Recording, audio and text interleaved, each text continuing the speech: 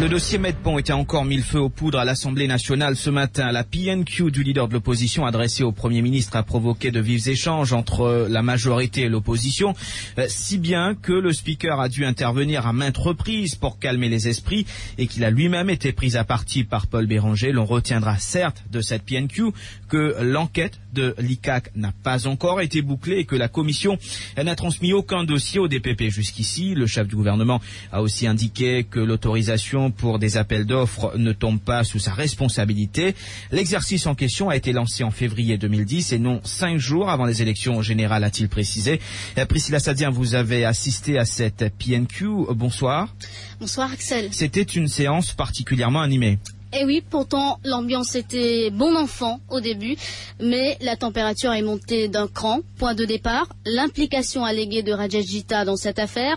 Paul Béranger veut savoir si l'ancien ministre de la Santé a échangé des courriels avec le docteur Malhotra ou encore s'il a ordonné une site visit à la clinique le jour suivant. Paul Béranger insiste pour que des cabinet memorandum du 30 avril 2010 soient déposés à l'Assemblée nationale.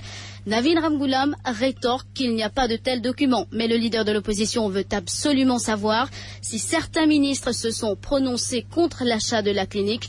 Question supplémentaire, Rajesh Gita a-t-il rencontré le docteur Malhotra, tempête-t-il? Dans les rangs de l'opposition, l'on entend aussitôt il y a anguille sous roche, et dans le camp du gouvernement, l'on cantonne zut même acheté, zut même vendé, zut même payé. Pendant ce temps, Navin Ramgoolam explique que Rajesh Gita a été interrogé par l'ICAC et le dossier sera soumis au DPP qui décidera de la marche à suivre. Ce qui importe, dit-il, c'est que l'extension de la date limite pour les offres en juin 2010 n'ont pas suivi les procédures établies. À ce stade, le speaker de l'Assemblée nationale intervient. Les documents du Conseil des ministres sont secrets, dit-il, ce qui provoque l'ire de l'opposition. S'ensuit un brouhaha. Le speaker s'impose, hors d'eux, mais Paul Béranger maintient le tempo. Le Premier ministre a-t-il été interrogé par l'ICAC, demande-t-il. Nouvelle intervention du speaker.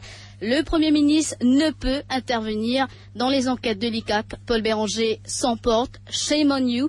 Kailash Pariyag lui rappelle alors qu'il ne fait que mettre en application un précédent ruling de cette même chambre.